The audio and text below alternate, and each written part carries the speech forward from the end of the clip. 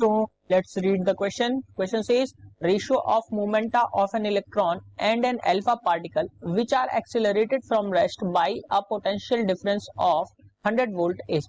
Option A says 1, option B √2 into mass of electron upon mass of alpha, option C says √me upon m alpha, option D says √me upon 2m alpha. बच्चों यहाँ पे अगर हम बात करें इसके solution की, तो सॉल्यूशन में सबसे पहले हम बच्चों यहाँ पे देखेंगे इसका की कॉन्सेप्ट क्या है. तो बच्चों की कॉन्सेप्ट में अगर हम बात करें तो यहाँ पे जो पोटेंशियल डिफरेंस है और एक्सीलरेशन हो रहा है, तो बच्चों इसमें एक मोमेंटम है. तो मोमेंटम के लिए अगर हम पोटेंशियल एनर्जी की बात करें या इलेक्ट्रोस्टैटिक एनर्जी की बात करें यू की, तो एनर्जी जो रहेगी बच्चों इसमें वो एनर्जी इसकी जो रहेगी वो रहेगी बच्चों U is equal to P square upon 2m के बराबर. यानी कि जो एनर्जी रहेगी वो क्या रहेगी बच्चों, पी स्क्वायर अपॉन 2m के बराबर, जहां P जो है बच्चों वो मोमेंटम है और अगर हम m की बात करें तो ये मास ऑफ पार्टिकल है. सो यहां से अगर हम बच्चों देखें तो P जो है यहाँ पे मोमेंटम गिवन है और जो m है वो मास है.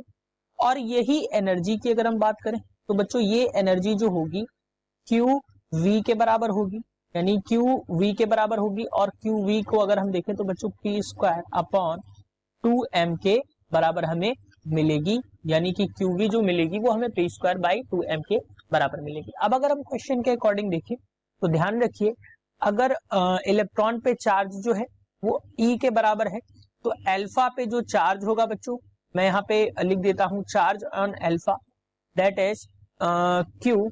मैं यहाँ पे लिख देता हूँ charge on electron, it should be Q not G. तो मैं यहाँ पे लिख रहा हूँ बच्चों जो चार्ज रहेगा, चार्ज ऑन इलेक्ट्रॉन वो रहेगा बच्चों E के बराबर. और अगर हम चार्ज ऑन अल्फा लिखें तो बच्चों ये रहेगा 2 इंटू इलेक्ट्रॉन के बराबर, यानी कि इलेक्ट्रॉन के चार्ज का 2 टाइम्स होता है. अल्फा पार्टिकल पे जो चार्ज होता है बच्चों वो इलेक्ट्रॉन पे चार्ज का 2 टाइम्स होता है, ये ध्यान में रखिएगा.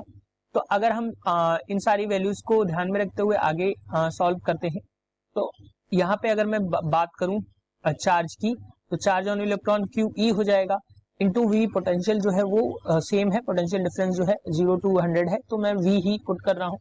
और ये मोमेंटम जो हो जाएगा बच्चों, P स्क्वायर की वैल्यू जो हो जाएगी ये हो जाएगी आपकी momentum of electron upon 2 into mass of electron. और सिमिलरली अगर मैं अल्फा पार्टिकल के लिए देखूं तो Q into alpha equal into V equals to momentum of alpha that is square upon 2 into mass of alpha. बच्चों यहाँ से हमें दो जो है इक्वेशंस यहाँ पे बन रही हैं. इसको मैं इक्वेशन 1 नाम दे देता हूँ यहाँ से, ये इक्वेशन 1 है और बच्चों ये इक्वेशन जो है वो 2 है. अब अगर इन दोनों इक्वेशंस को अगर हम डिवाइड करें, नेक्स्ट स्लाइड में इसको हम देख लेते हैं. अगर हम बच्चों डिवाइड करें तो PE अपॉन P अल्फा का स्क्वायर जो हमें मिलेगा वो मिल जाएगा QE upon Q alpha into mass of electron upon mass of alpha के बराबर. अब यहां से अगर हम बच्चों अगेन देखें तो हमें QE अपॉन Q अल्फा की वैल्यू देखें. अगर बच्चों हम यहां से QE अपॉन Q अल्फा करेंगे तो ये हमें मिल जाएगा 1/2.